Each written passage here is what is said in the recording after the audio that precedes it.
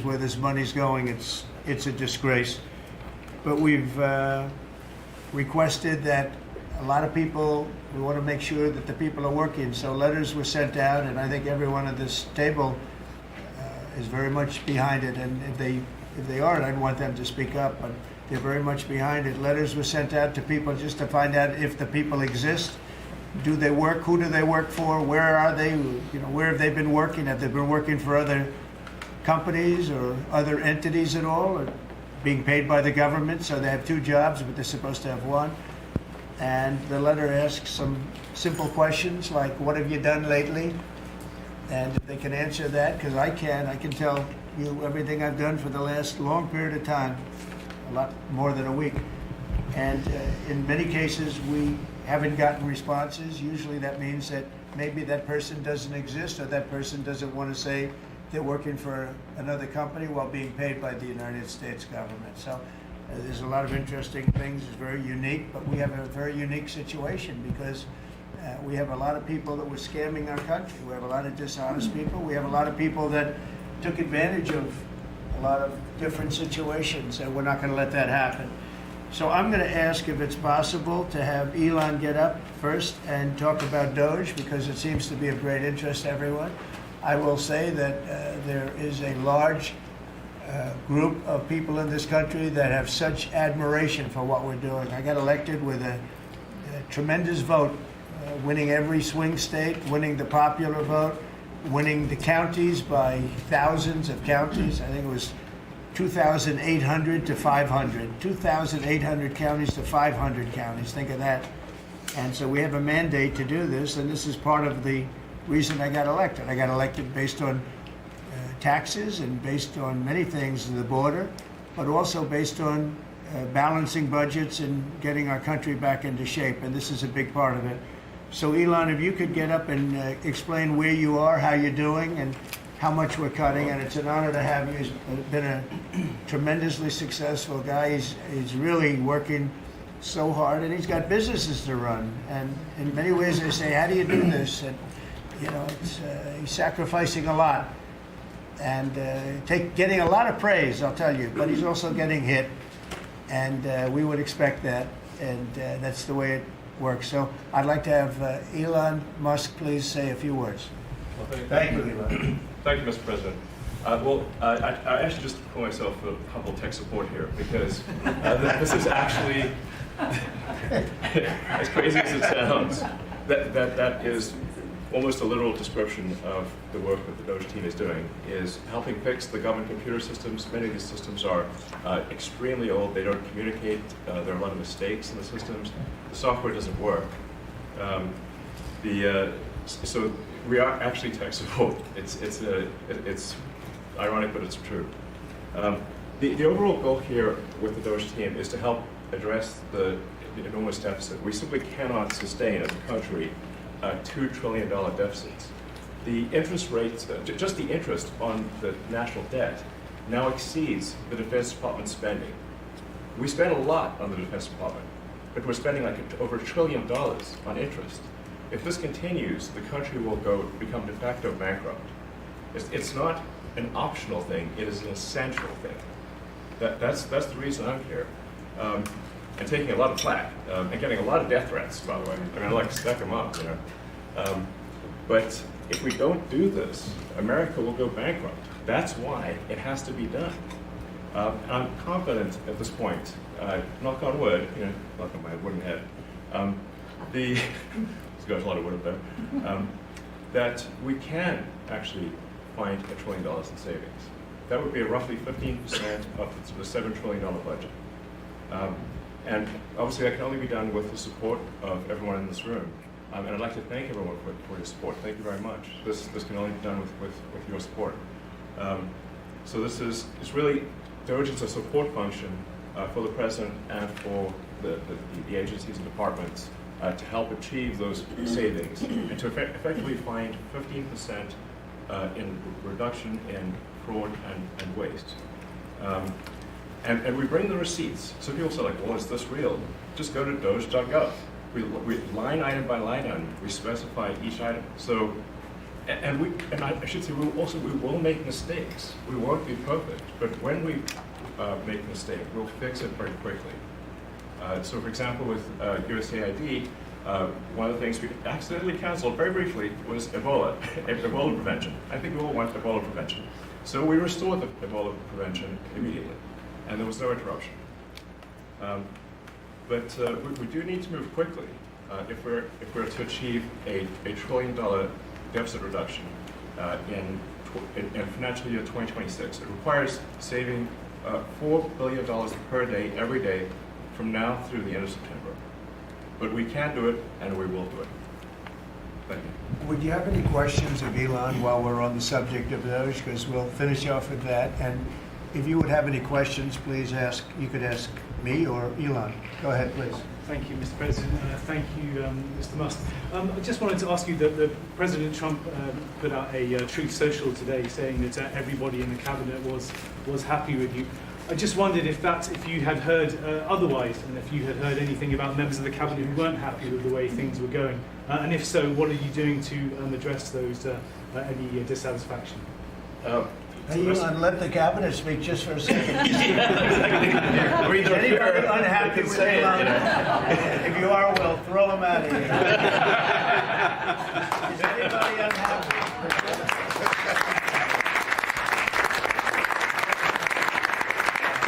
We have a lot of respect for Elon and that he's doing this, and some disagree a little bit, but I will tell you, for the most part, I think everyone's not only happy, they're thrilled. So go ahead, Elon. I'm grateful. And President Trump has put together, I think, the best cabinet ever. Literally. So, I do not give false praise. This is an incredible group of people. I don't think that such a talented team has actually ever been assembled. I think it's literally the best cabinet that the country has ever had, and I think the company should be incredibly appreciative of the people in this room. Mr. Musk. Go ahead, please. Yeah. Mr. President, thank you, Mr. Musk. Are there about half of the government employees so far appear to have responded to your request for what they've been doing over the past week? Is there a timeline in place for next moves for people being fired, and when can people expect to see results of them? Yes. Well, to be clear, I think that email perhaps was misinterpreted as a performance review, but actually it was a pulse check review. Do you have a pulse? Do you have a pulse and 2 neurons? So if you have a pulse and 2 neurons, you can reply to an email. This is, I think not a high bar, is what I'm saying. Anyone can accomplish this? But what we are trying to get to the bottom of is we think there are a number of people on the government payroll who are dead, which is probably why they can't respond. And some people who are not real people, like they're literally fictional individuals that are collecting paychecks. Well, somebody's collecting paychecks on a fictional individual, so we're just literally trying to figure out, are these people real? Are they alive? And can they write an email?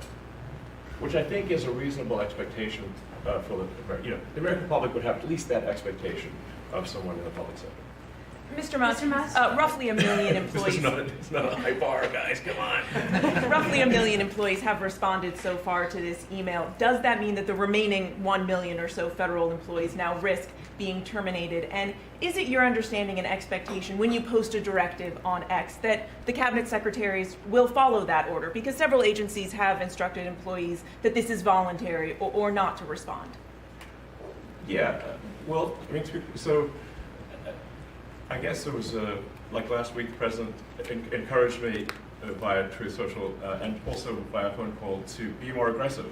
And I was like, okay, yes, sir, Mr. President, we will indeed do that. The president is the commander-in-chief. I do what the president asks. And I said, can we send out an email to everyone just saying, what did you get done last week? And the president said yes, so it did that. We got a partial response. We're going to send another email. But our goal is not to be capricious or unfair. We want to give people every opportunity to send an email. And the email could simply be, what I'm working on is too sensitive or classified to describe. Like literally that would be sufficient. I think this is just common sense. And what is your target number for how many workers, employees you're looking to cut total? We wish to keep everyone who is doing a job that is essential and doing that job well. But if the job is not essential or they're not doing the job well, they obviously should not be on the public payroll. No, I'd like to add, wait. I'd like to add that those million people that haven't responded, though, Elon, they are on the bubble. You know, I wouldn't say that we're thrilled about it. You know, they haven't responded. Now, maybe they don't exist. Maybe we're paying people that don't exist. Don't forget, we just got here. This group just got here. But those people are on the bubble, as they say. You know, maybe they're going to be gone. Maybe they're not around. Maybe they have other jobs. Maybe they moved and they're not where they're supposed to be. A lot of things could have happened. I wouldn't say that Biden ran a very tight administration. They spent money like nobody's ever spent money before. Wasted money. The Green New Scam, all of the different things they spent money on. And you've seen that. We've seen that with some of the things that I read in speeches. I read them and people can't believe when I read them. 20 million here, 30 million here for, you know, a little educational course on something. Circumcision, right? Circumcision.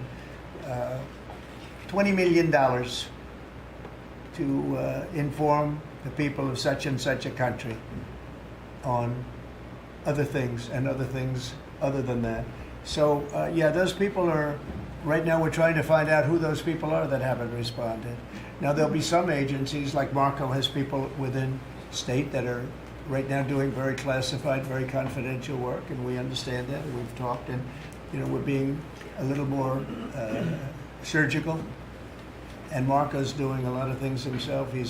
And some of the secretaries are, we're going to be going to them. We're going to be talking about it today. We're going to ask them to do their own DOGE. In other words, they'll look in their group and I spoke with Lee Zeldin, and he thinks he's going to be cutting 65% or so of the people from environmental. And we're going to speed up the process too at the same time. You had a lot of people that weren't doing their job. They were just obstructionists, and a lot of people that didn't exist, I guess, Lee, too. We found a lot of empty spots that the people weren't there. They didn't exist. And I think education is going to be one of those. You go around Washington, you see all these buildings for the Department of Education. We want to move education back to the states where it belongs. Iowa should have education. Indiana should run their own education.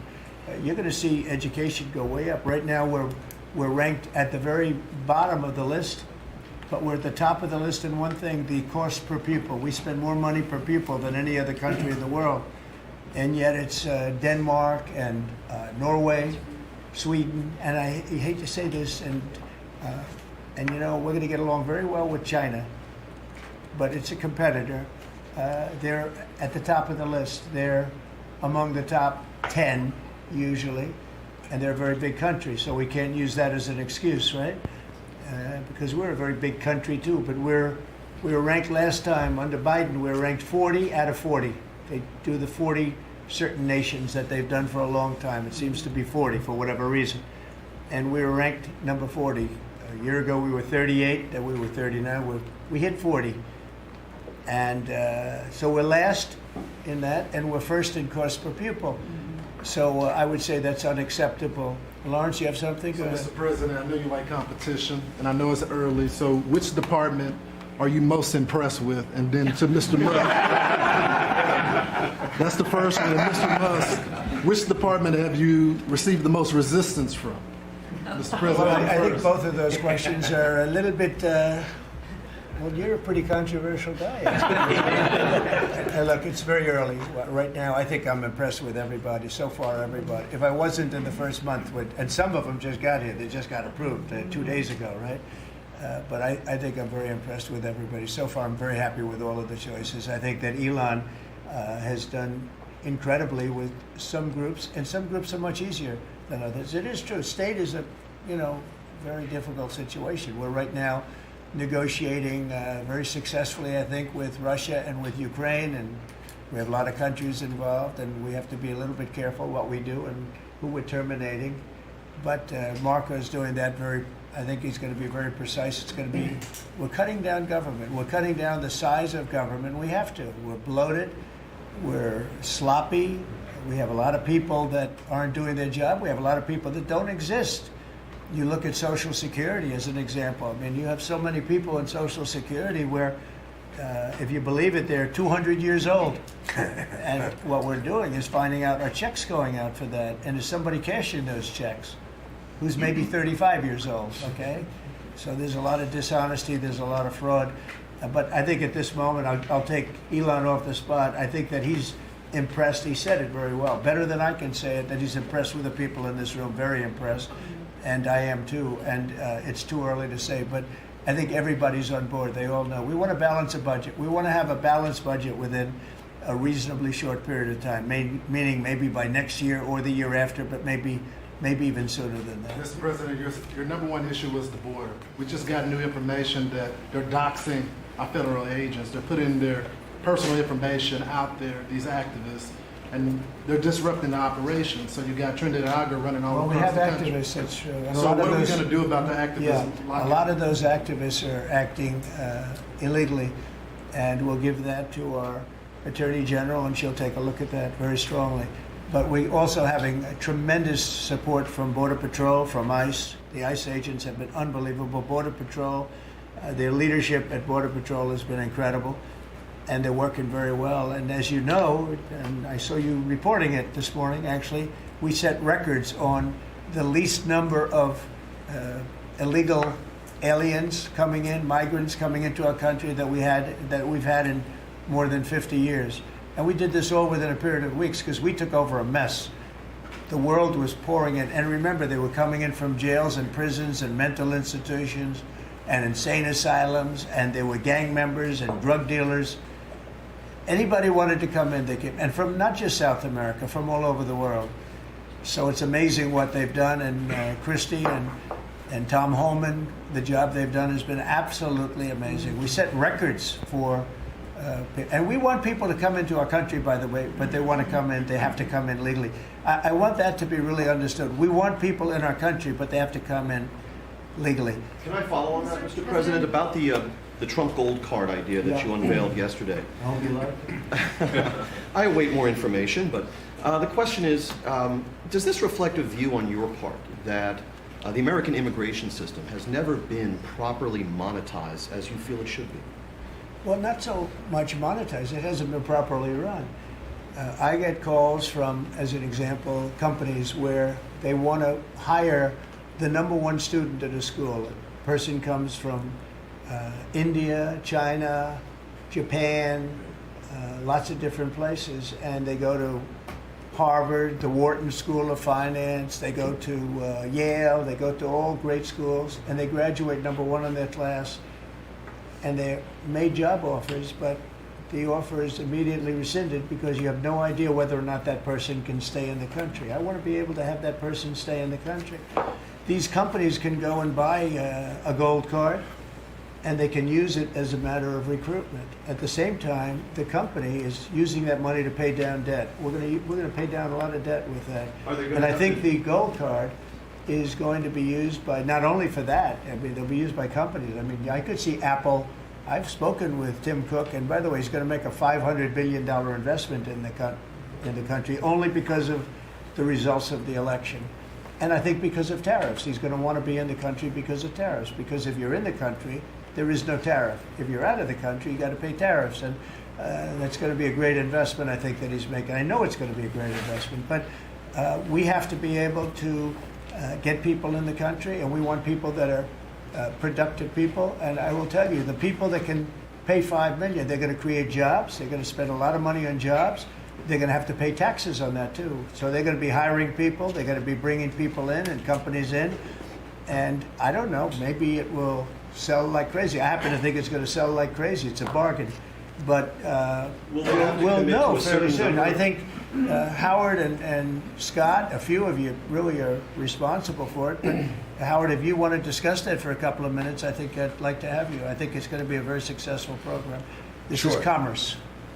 So the EB-5 program, which has been around for many years, had investment of $1 million into projects in America. And those projects were often suspect. They didn't really work out. There wasn't any oversight of it. And so for $1 million investment, you got a visa and then you came into the country and ended up with a green card. So it was poorly overseen, poorly executed. Then you had our border open where millions of people came through. So the idea is we will have a proper business. We will modify the EB-5 agreement. Christy and I are working on it together. For $5 million, they'll get a license from the Department of Commerce.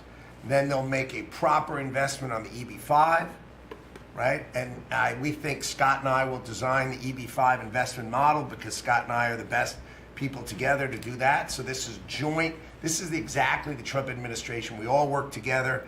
We work it out to be the best. And if we sell, just remember, 200,000. There's a line for EB-5 of 250,000 right now. 200,000 of these gold green cards is $1 trillion to pay down our debt.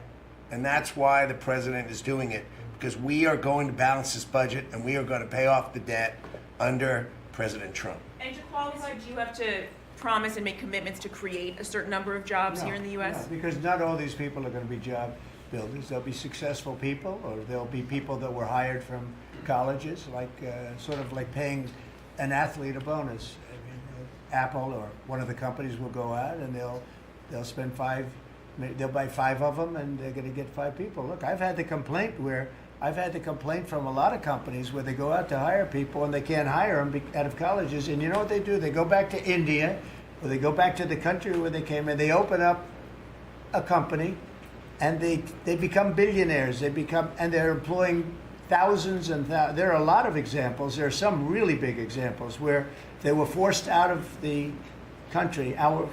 They graduated top in their class at a great school and they weren't able to stay. This is all the time you hear it. And the biggest complaint I get from companies, other than over-regulation, which we took care of, but we're going to have to take care of it here because a lot of that was put back on by Biden. But the biggest complaint is the fact that they can't have any longevity with people. This way they have pretty much unlimited longevity.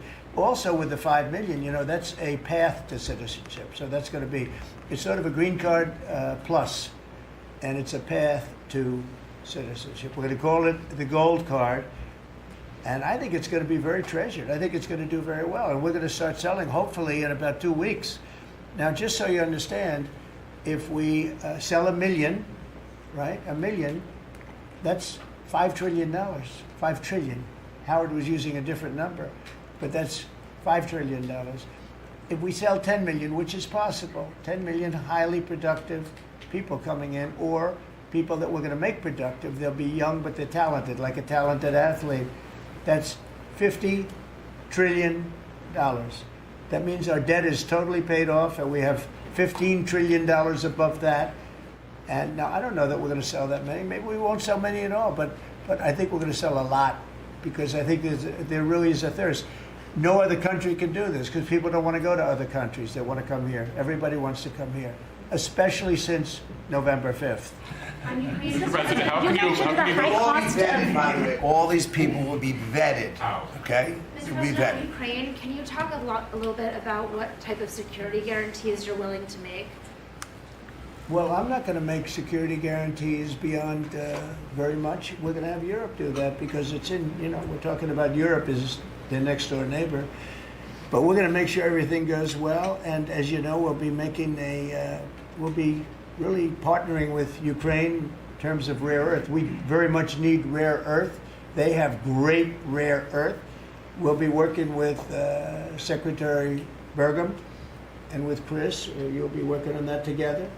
And we're going to be able to have tremendous, this gives us, because we don't have that much of it here. We have some, but we don't have that much, and we need a lot more to really propel us to the next level to lead in every way. We're leading right now with AI. We're leading with everything right now, but we need resources. We have to double our electric capacity. We have to do many things. We have to really triple, if you think of it, the electric capacity from what we have right now, if you can believe it. So I just say this, the deal we're making gets us, it brings us great wealth. We get back the money that we've spent, and we hope that we're going to be able to settle this up. We want to settle it. We want to stop. I tell you what, I'm doing it for two reasons. But the number one reason by far is to watch all these people being killed. I see pictures every week from, I assume satellite pictures mostly, but there's some pictures on site of thousands of soldiers that are being killed. They're being decimated because equipment today, military equipment, is so powerful and so devastating. And number one, I want to see people stop. And they're not from here, they're from primarily two other countries. And then, by the way, let's talk about the Middle East. We got to solve that problem too. And that's come a long way. We're doing very well in that also. A lot of things are happening on that. But I'm watching soldiers being killed, Ukrainian and Russian soldiers being killed. My number one thing is to get that stopped. My number two thing is I don't want to have to pay any more money because Biden has spent $350 billion without any chance of getting it back. Now we're going to be getting all of that money back plus a lot more. And we provided a great thing. I mean, we provided something very important. And we'll be working with Ukraine, and because we'll be taking that, we're going to be taking what we're entitled to take. Now, they spent $350 billion, and Europe spent $100 billion. Now, does anybody really think that's fair? But then we find out a little while ago, not so long ago, a few months ago, I found out that the money they spent, they get back. But the money we spent, we don't get back. I said, well, we're going to get it back. And we'll be able to make a deal. And again, President Zelensky's coming to sign the deal. And it's a great thing. It's a great deal for Ukraine, too, because they get us over there, and we're going to be working over there. We'll be on the land. And, you know, in that way, there's sort of automatic security, because nobody's going to be messing around with our people when we're there. And so we'll be there in that way. But Europe will be watching it very closely. I know that UK has said, and France has said, that they volunteered to put so-called peacekeepers on the site, and I think that's a good thing. Mr. President, you mentioned the high cost of eggs, and we've seen consumer confidence this week have a sharp drop from last month, the biggest dip in, I believe, 3 years. Why is that, your assessment? Why is that the case, and is there anything you can do? Well, I think that consumer confidence, if you look at confidence in the nation, it had the biggest increase in the history of the chart. It went up 42 points in a period of like days after the election, since the election. So since the election, the confidence in our nation, including right track, wrong track, the first time it's ever happened where we were on the right track, because this country has been on the wrong track for a long time. So the confidence in business, confidence in the country has reached an all-time high. We have never reached levels like we are right now. Okay. You said, Mr. President, you've been very clear in saying that as long as you're president, Iran will never get a nuclear weapon. That's true. Is it also your policy that as long as you're president, China will never take Taiwan by force? I never comment on that. I don't comment on anything because I don't want to ever put myself in that position. And if I said it, I certainly wouldn't be saying it to you. I'd be saying it to other people, maybe people around this table, and very specific people around this table. So I don't want to put myself in that position. But I can tell you what, I have a great relationship with President Xi. I've had a great relationship with him. We want them to come in and invest. I see so many things saying that we don't want China in this country. That's not right. We want them to invest in the United States. That's good. That's a lot of money coming in, and we'll invest in China. We'll do things with China. The relationship we'll have with China will be a very good one. I see all of these phony reports that we don't want their money, we don't want anything to do with them. That's wrong. We're going to have a good relationship with China, but they won't be able to take advantage of us. What they did to Biden was, he didn't know what was happening. He didn't know what he was doing. The administration didn't know what they were doing. It was very sad to watch. But we're going to have a good relationship with China and Russia and Ukraine and the Middle East. We're doing things that, look, when I left, we had no wars. We had defeated ISIS totally. We had no inflation. We didn't have the Afghanistan withdrawal, the worst withdrawal anybody's ever seen. I think that's one of the reasons that President Putin looked at that. He said, wow, these guys are a paper tiger. Look at it. We're no paper tiger. Don't forget, we got rid of ISIS in 3 weeks. People said it would take 5 years. We did it because when I came in, I let them do what they had to do. And the man that headed that operation is now going to be your chairman, right? Chairman of the Joint Chiefs. Yes, sir. And Raisin Kane. I liked him right from the beginning. As soon as I heard his name, I said, that's my guy. Okay. Any other questions? Decreases in crossings at the border for you to continue the pause on tariffs against Mexico and Canada? And No, if no, not, I'm not stopping the tariffs. No. Millions of people have died because of the fentanyl that comes over the border. even with the 90% drop in border crossings, though, this that's- last well- month compared to about a year ago? Yeah, they've been good, but that's also due to us, mostly due to us. I mean, Mr. it's very hard. CBS. It's right now very hard to come through the border. But look, the damage has been done. We've lost millions of people due to fentanyl. It comes mostly from China, but it comes through Mexico and it comes through Canada. And I have to tell you that, on April 2nd, I was going to do it on April 1st, but I'm a little bit superstitious, so I made it April 2nd. The tariffs go on, not all of them, but a lot of them. And I think you're going to see something that's going to be amazing. We've been taken advantage of as a country for a long period of time. We've been tariffed, but we didn't tariff. Now, I did when I was here. We took in $700 billion from China. $700 billion. Not one president in the history of our country took in 10 cents from China. At the same time, China respected us. Now, when COVID came in, that was a different deal. I used to call it the China virus. I guess I can call it the China virus again, but it's an accurate term. But I won't do that out of respect to China. Immigration enforcement. Say it again. On Gaza, I just wondered if there's any progress towards a second phase of the ceasefire. Well, I'm very disappointed when I see four bodies came in today. These are young people. Young people don't die, okay? Young people don't die. These are young people. 4 bodies came in today. They think they're doing us a favor by sending us bodies. So, look, that's a decision that has to be made by Israel, by Bibi. But Israel has to make that decision. We got a lot of hostages back. But it's very sad what happened to those people. I mean, you had a young lady with her hand practically blown off. You know why it blew up? Because she put up her hand to try and stop a bullet that was coming her way. And it hit her hand and blew off her fingers, big part of her hand. This is a vicious group of people. And Israel's going to have to decide what they're doing. Phase 1 is going to be ending. Think of it, today they sent in 4 bodies. And I will say one thing, though.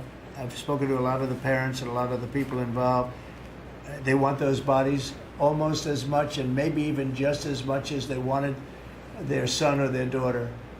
Amazing. Please, sir, please. My son is dead, but they have his body. Please, can you get it for us? It's the biggest thing. It's incredible, the level. They want the bodies of these people. They're dead. They're dead. And when I saw the ones that came in 2 weeks ago, they looked like they just got out of a concentration camp. Then the following week, a group came in and they weren't as bad a shape. But Israel's going to have to make a decision. You're right, phase 1 and now phase 2 has started. And today we got some, very, very, we knew they were dead, by the way. We knew that they were going to be bodies as opposed to people that were living. But a very sad situation. At some point, somebody's going to say, hey, we got to do something about this.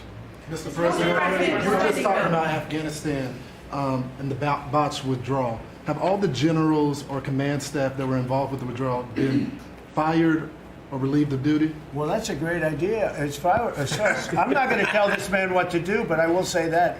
If I had his place, I'd fire every single one of them, Pete. That's a very good question. Well, it's a question we've thought a lot about. We're doing a complete review of every single aspect of what happened with the botched withdrawal of Afghanistan and plan to have full accountability. It's one of the first things we announced at the Defense Department for that reason, sir.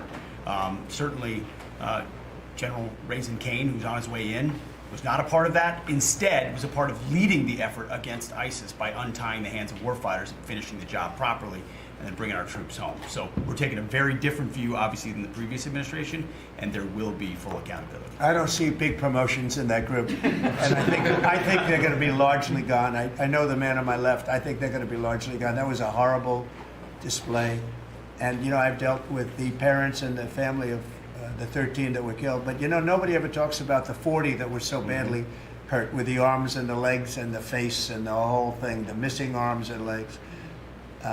It was so terrible the way that was handled. And it should have been gone through Bagram. We have a big base with big fences and nobody can get in, and you have, hundreds of acres instead of a little local airport where the whole place went crazy. That was so badly handled, and I would think that most of those people are going to be gone. Are we going to take Bagram back? So I'll tell you what has bothered me very much, very, very much. We give billions of dollars to Afghanistan. Nobody knows that. Nobody knew that. Do you know we give billions of dollars to Afghanistan?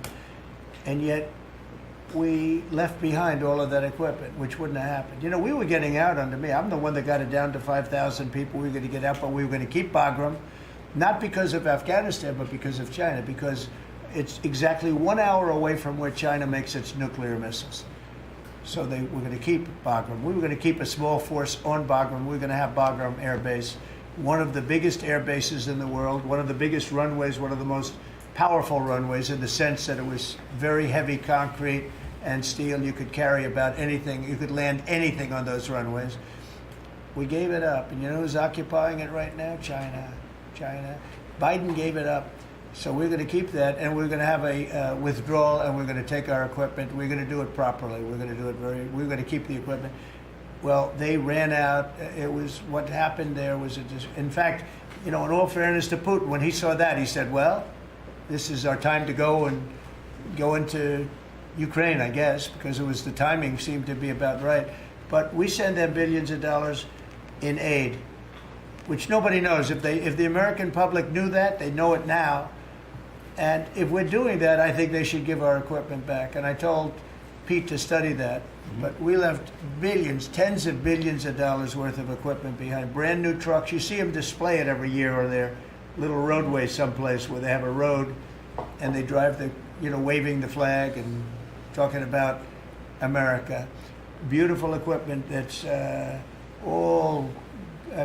top of the line stuff, brand new stuff. Now it's getting older, but you know what? We're going to pay them. I think we should get a lot of that equipment back. You know that Afghanistan is one of the biggest sellers of military equipment in the world. You know why? They're selling the equipment that we left. We're first. They were second or third. Can you believe it? They're selling 777,000 rifles, 70,000 armor-plated. Many of them were armor-plated trucks and vehicles. 70,000. If you think of a used car lot, the biggest one in the country, if I would say, JD, if somebody had 500 cars, that would be a lot. This is 70,000 vehicles we had there, and we left it for them. I think we should get it back. Mr. The President, spending bill that passed last night aims to cut $2 trillion. Right. Can you guarantee that Medicare, Medicaid, Social Security will not be touched? Yeah, I have said it so many times, you shouldn't be asking me that question. Okay? This will not be read my lips. It won't be read my lips anymore.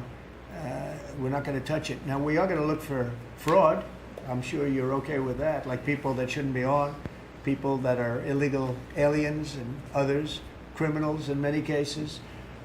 And that's with Social Security. We have a lot of people. You see that immediately when you see people that are 200 years old that are being sent checks for Social Security. Some of them are actually being sent checks. So we're tracing that down, and I have a feeling that Pam is going to do a very good job with that. But you have a lot of fraud. But no, we're not doing anything on this. Part of your mission, sir, Mr. President, part of your your mission litigation- has been, thank you, I'm sorry. Part of your mission has been to restore executive control over the executive branch.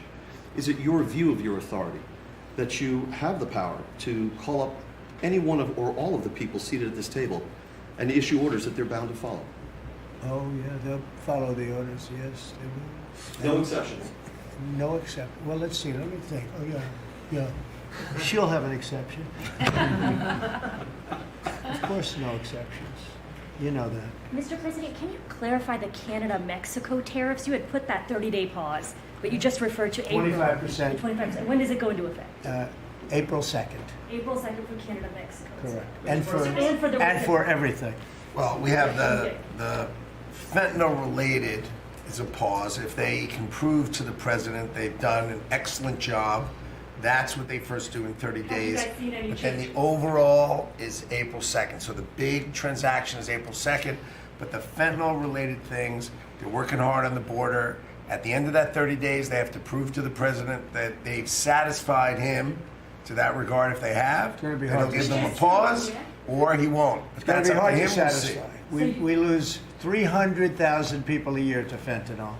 Not 100, not 95, not 60 like you read. You know, you've been reading it for years. We lost, in my opinion, over the last couple of years, on average, maybe close to 300,000 people dead. And the families are ruined. You know, when they lose a daughter, when they lose a son, the families are never the same. You're never going to be the same. So you're talking about 1 million people. But when the daughters die, I see it, daughters die and the sons die because of fentanyl.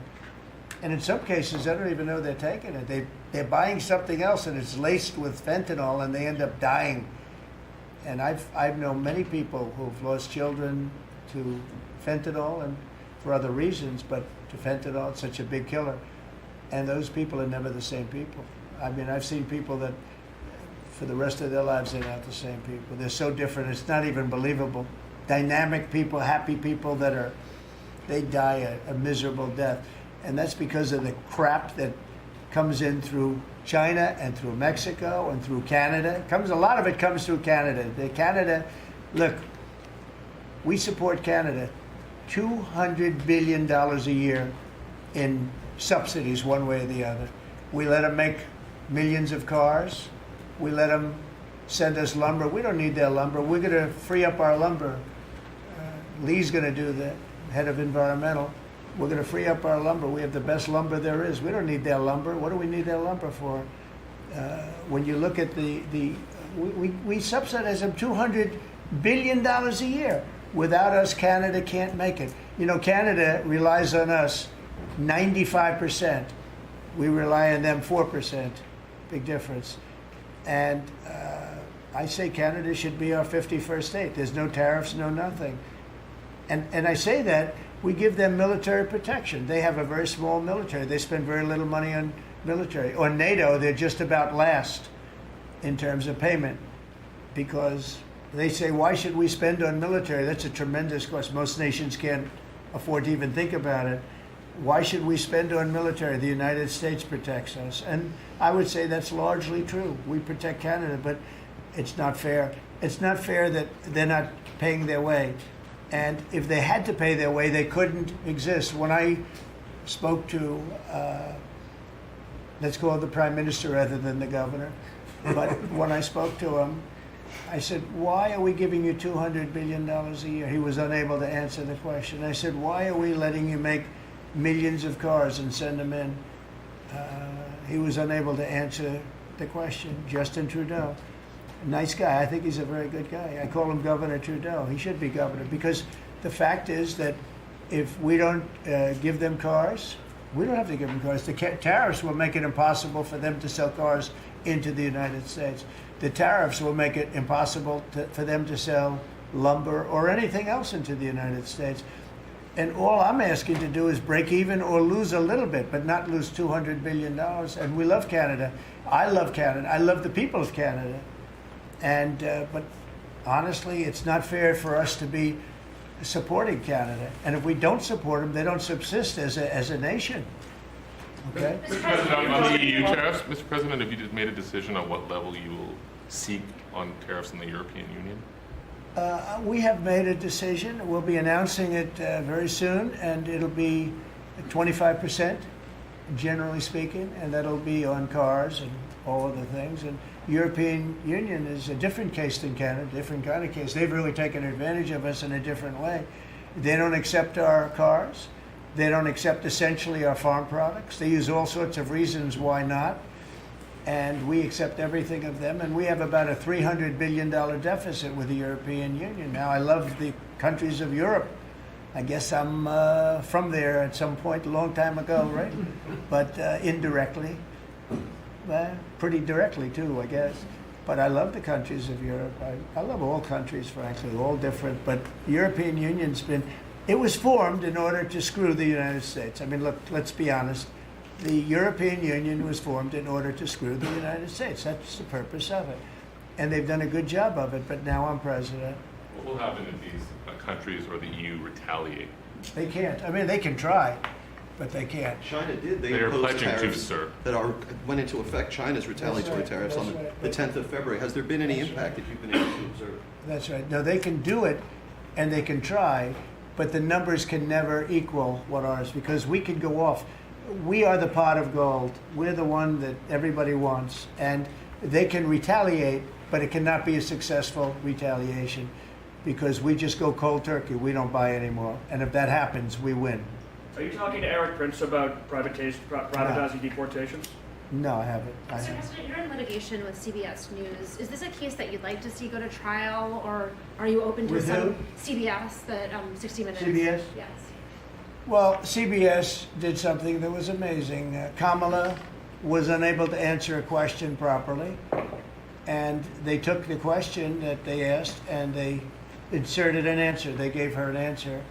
This was 2 days before the election, right before the Sunday night before the election. And they wrote out they put her words from another question that was asked about a half an hour later, and they put that into the question. Nobody's ever even heard of it before. Nobody's ever heard of anything like this before, but they then did it, they say, on numerous occasions. And the FCC is looking at it very strongly, and everybody's looking at it, but nobody's ever seen anything. Think of it, they took her answers and they changed them. And I don't mean they changed a word or two, or they cut off a half a sentence, or they cut off a couple of words. I mean, I've had that happen too, but that you just say, then they say, well, we want brevity, we wanted to do it for time. They took out her answer and they inserted an entirely different answer that made her sound competent. And they did this, and nobody's ever, I thought I've heard of everything when it comes to that stuff. No, I've never heard of it. Nobody's ever seen. So we sued, and we are in discussions of settlement. What would a number be? Like 100? What's a number that you would think would be appropriate? I think it's a lot.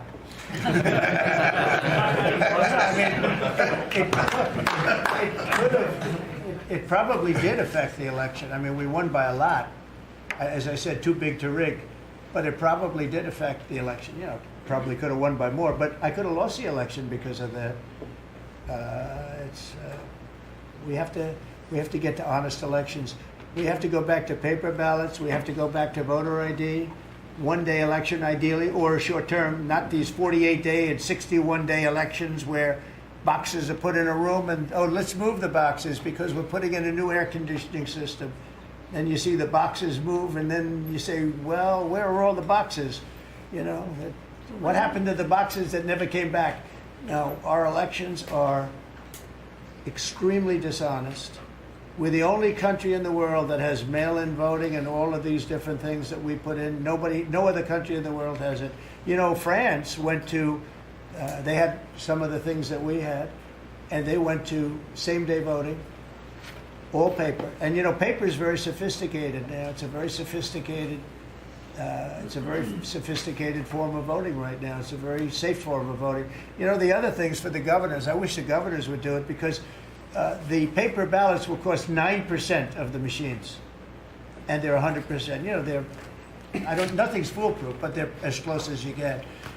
So we'll see what happens. But on the 60-minute thing, nobody's ever seen anything like it. And would you link the FCC action to the litigation? I mean, does it make sense? I don't think it's linked, but probably the lawyers look at it, because I know it's going along. FCC is headed by a very competent person, and you have some very competent people on the board, and so I think they're looking at it very seriously. So of all the deals that you've done in your life, all the people you've sat across from and negotiated with, is President Putin distinct in any way? He's a very smart guy. He's a very cunning person, but I've dealt with some people I've dealt with some really bad people.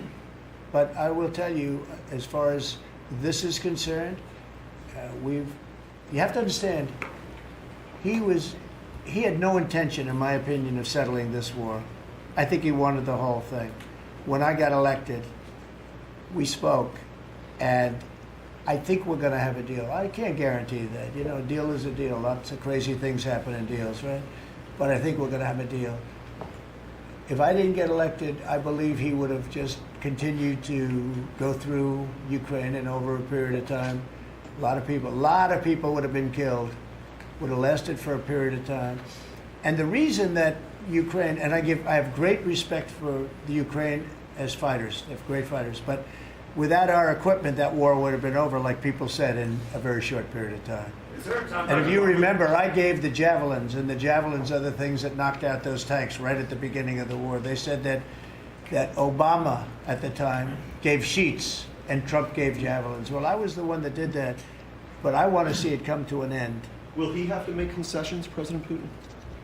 Yeah, he will. He's going to have to. And I believe that because we got elected, that war will come to an end.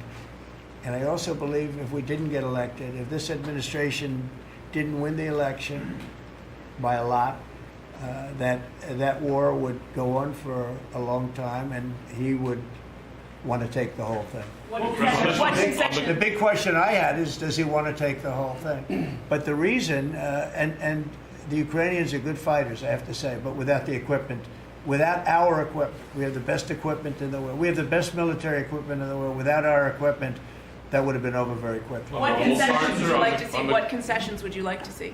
Oh, I don't want to tell right now, but I can tell you that NATO you can forget about. I think that's probably the reason the whole thing started.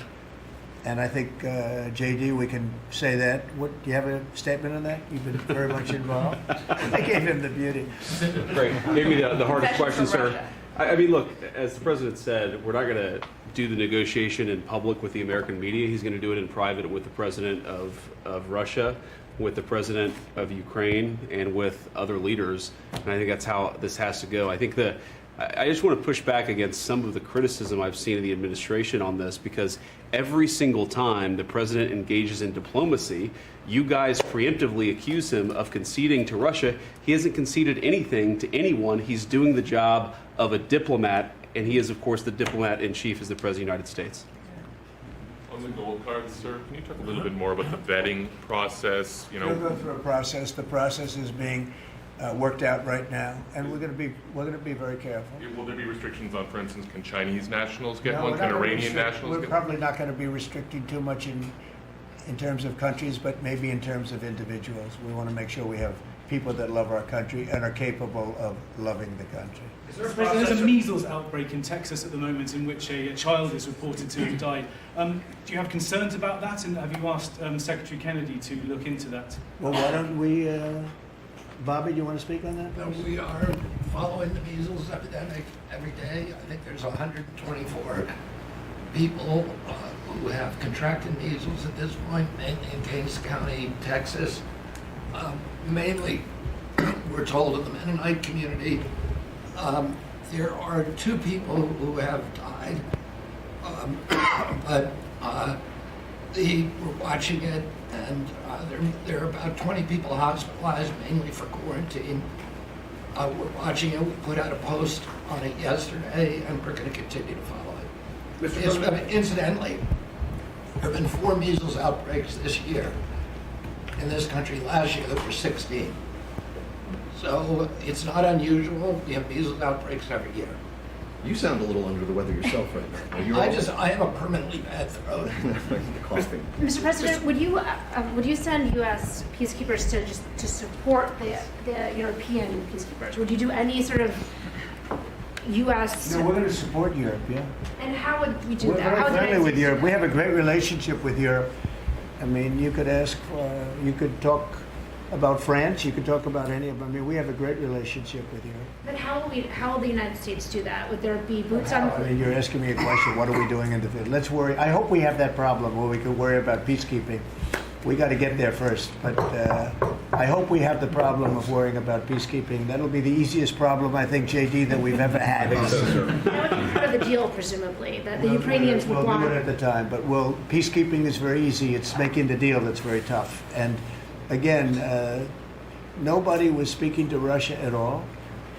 And, probably 1.5 million soldiers have been killed, close to 1.5 million soldiers, not to mention a tremendous... I will tell you, the thing with that horrible war that should have never started would have never started if I were president. And it didn't start for 4 years, and it was not even thought about starting. But the thing with that war is that you're highly underestimating the number of people that have been killed. Far more people have been killed in that war than you talk about. You know, you like to talk about numbers like 1 million people. Well, they had much more than 1 million soldiers killed. But you have a lot of cities that have been knocked to the ground. They're demolition sites, literally demolition sites. Every single building is knocked to the ground. And a lot of people were killed in those buildings. And you'll hear a report, 2 people were minorly injured or just injured a little bit. No, people were killed by the thousands. And there are a lot more people killed in that war than the media wants to talk about, because Biden did a horrible, horrible job. He should have prevented that war. He could have prevented that war. Putin would have never gone in. I'll tell you one thing. He would have never gone in. That war would never have taken place if I were president. I think what people are trying to understand, Mr. President, is how would the United States, what would you be willing to do to support this European peacekeeping effort? Would there be... Again, you're asking me the same question. How many times do you have to answer? You're talking about after we make peace. Let me make peace first. Once we make peace, I'll give you all the answers you want. But how many times can you ask the same question? Is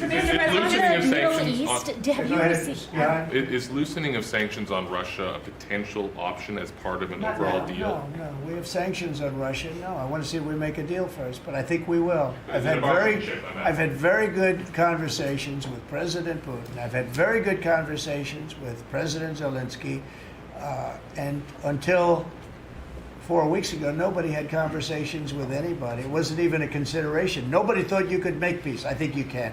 But if Putin gets to keep the land that was claimed by force, if the Russians get to keep the territory that they claim by force, doesn't that send a dangerous message, let's say, to China about Taiwan? Okay. You try and take it away, right? We're gonna do the best we can. We're gonna do the best we can to make the best deal we can for both sides. But for Ukraine, we're going to try very hard to make a good deal so that they can get as much back as possible. We want to get as much back as possible. Mr. President, just to bring this full... We'll cut it out after maybe this question. Go ahead. To bring this full circle, back to a question. You always like to finish on a good one. Sir, they want you to negotiate with them instead of with President Putin. Back to a question about the peacekeepers. You have a lot of confidence in us because you assume there's going to be peace. You know, it's possible it doesn't work out. There is possibility. But I hope it does for the sake of humanity, because if you look at the pictures that I've looked at, you don't want to look at them. Go ahead. I have a question back on these cuts to the federal workforce. You mentioned you're interested in doing another round of this email. When would you like to see that? What would be the deadline? And this time, would it be mandatory? I think Elon wants to, and I think it's a good idea because, you know, those people, as I said before, they're on the bubble. You got a lot of people that have not responded, so we're trying to figure out, do they exist? Who are they? And it's possible that a lot of those people will be actually fired. And if that happened, that's okay, because that's what we're trying to do. This country has gotten bloated and fat and disgusting and incompetently run. I think we had the worst president in the history of our country. He just left office. I think he's a disgrace, what he's done to our country by allowing millions of people to come into our country like that. And all of the other things, the inflation, which he caused because of energy and stupid spending, to spend hundreds of millions, trillions and trillions of dollars on the Green New scam, a total scam. I have the best energy people, the best environmental people in the world around this table, and they can't even believe he got away with it. And then in leaving office to send $20 billion here and $20 million there and 10 million and 5 million, and they couldn't spend the money fast enough, and let's get it out before Trump gets in, let's just get it out to anybody. This is a disgrace to our nation, and you don't write the fair thing, but look, you know, the good news, the people see it, and that's why we won the election by so much. Thank you very much, everybody. Thank you, Press. Thank you, Press. I'll right back here. Thank you. Thank you very much. Pulitzer Prize. Sir, how many peacekeepers are you going to send there? What will you do? How will you dress? Lawrence, look at Lawrence. This guy's making a fortune. He never had it so good.